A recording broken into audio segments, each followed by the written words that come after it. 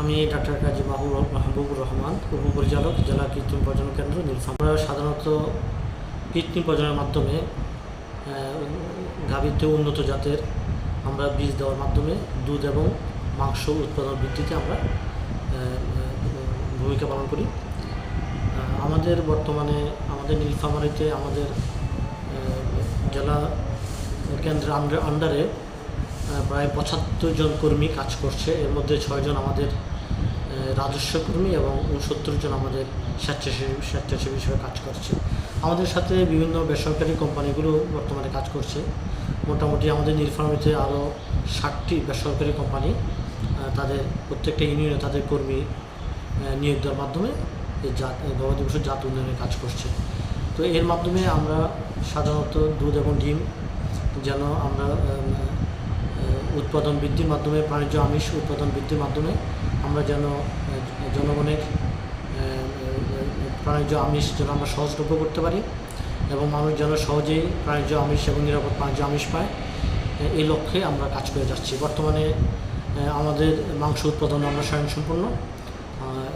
আমাদের বাংলাদেশ মাংস উৎপাদন স্বয়ংসম্পূর্ণ এবং দুধ কিছুটা ঘাটতি রয়ে গেছে এবং খুবই অল্প। তো এই কৃত্রিম প্রজননের মাধ্যমে আমরা দুধ উৎপাদনের মাধ্যমে আমরা খুব শীঘ্রই আমাদের যেটুকু ঘাটতি আছে আমরা এটা উত্তরণ করতে সক্ষম হব। আর আমাদের যেটা কিছু প্রতিবন্ধকতা আছে, আমাদের আসলে যারা বেসরকারি কোম্পানি যারা কর্মী আছেন তারা অনেক সময় কিছু দক্ষতার ঘাটতি আছে, যার কারণে অনেক সময় কৃত্রিম প্রজনন নির্দেশিকা অনুযায়ী যেভাবে গাভীকে বীজ দেওয়া উচিত সেক্ষেত্রে কিছুটা ব্যত্যয় ঘটে। সেক্ষেত্রে আমাদের জাতের উন্নয়নের ক্ষেত্রে দেখা যায় যে অনেক সময় আমরা কাঙ্ক্ষিত অর্জন আমাদের সম্ভব হয় না। আরেকটা ব্যাপার সেটা হচ্ছে অনেক সময় আমরা দেখেছি বিভিন্ন কোম্পানি একটা ইউনিয়নে তাদের একাধিক কর্মী নিয়োগ দিয়েছে, এর দ্বারাও দেখা যাচ্ছে যে আমাদের কাজের ক্ষেত্রে কিছুটা বিঘ্ন সৃষ্টি হচ্ছে।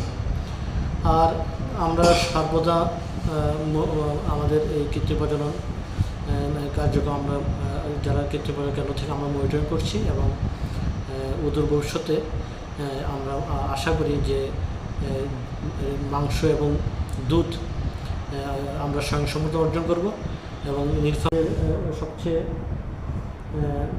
আমাদের বড় পরামর্শ হচ্ছে আমরা অনেক সময় দেখি যে একটা গাভীকে কয়েকবার বীজ দেওয়ার পরেও গাভী কনসিভ করছে না। সেক্ষেত্রে আমরা তাদের কাছে আমাদের পরামর্শ হলো, তাদের জন্য আমাদের পরামর্শ হলো এরকম 2বার 3বার বীজ দেওয়ার পরেও যদি গাভী কনসিভ না করে আপনারা ওই গাভীকে আর বীজ না দিয়ে আমাদের পরামর্শ নেবেন।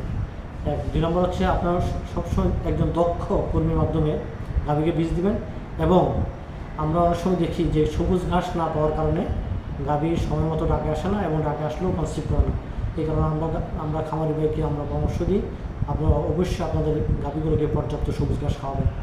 আর সাথে সাথে কিছু সংক্রামক রোগ আছে যেমন খুরা রোগ এবং লাম্পি, এগুলো অবশ্যই সময় মতো আপনারা টিকা দেবেন, তাহলে আমাদের গাভীগুলো অনেক ধরনের রোগ ব্যাধি থেকে অনেক সমস্যা থেকে আমরা নিষ্কৃত পাবো।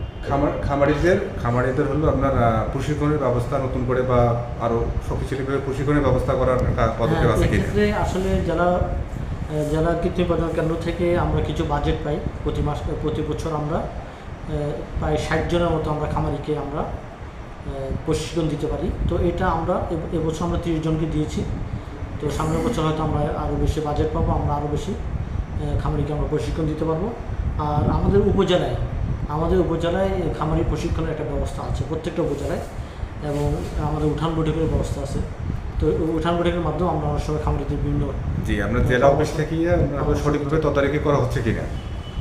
উপজেলা আসলে তো আমাদের জেলা পানি সম্পদ দপ্তরের আওতায়, কিন্তু আমাদের মেইন কাজ সেটা হচ্ছে কৃত্রিম প্রজনন আমাদের যারা কর্মী আছেন তারা দক্ষভাবে কাজ করছেন কিনা এই জিনিসটা আমরা বেশি মনিটরিং করি।